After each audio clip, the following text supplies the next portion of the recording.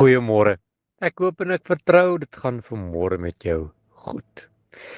Psalm 103 vers 2 sê: Loof die Here, o my siel, en vergeet geen een van sy weldade nie. Vergeet geen een van sy weldade nie.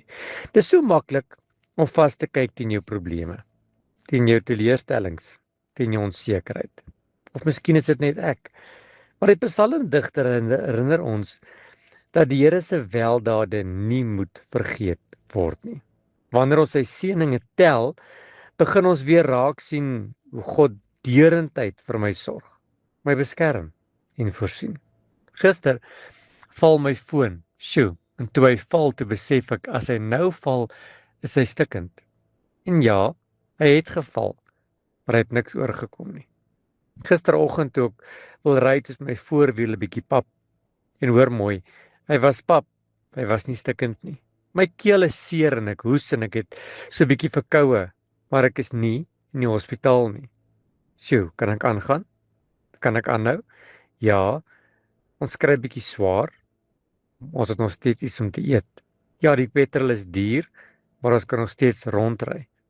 En toe ek begin om die seëninge te tel, dit wat die Here vir my doen, toe herinner die Here my in Psalm 103 vers 2. Loof die Here, o my siel, en vergeet geen een van sy weldade nie. Om jou seëninge te tel, beteken nie dat jy jou probleme ontwyk nie. Dit beteken nie dat jy ontken dat jy probleme het nie. Dit beteken dat jy kies om God se goedheid raak te sien, ten spyte van my omstandighede. Elke nuwe dag, elke gesondheid, elke familielid, elke vriend, elke verlossing en God se teenwoordigheid is net 'n gawe uit God se hand.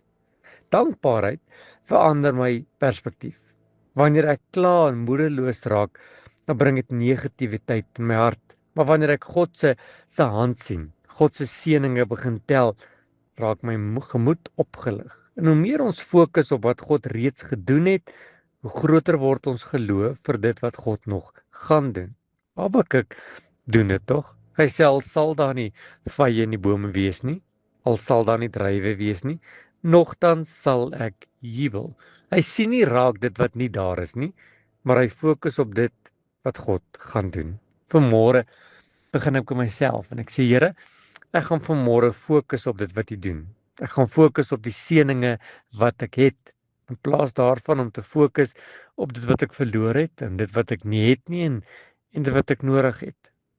En ek beloof jou, as jy vanmôre dit saam met my gaan doen en jy gaan dankbaar wees vir die seëninge uit God se hand uit, gaan jy verbaas staan oor wat God vandag vir jou gaan doen.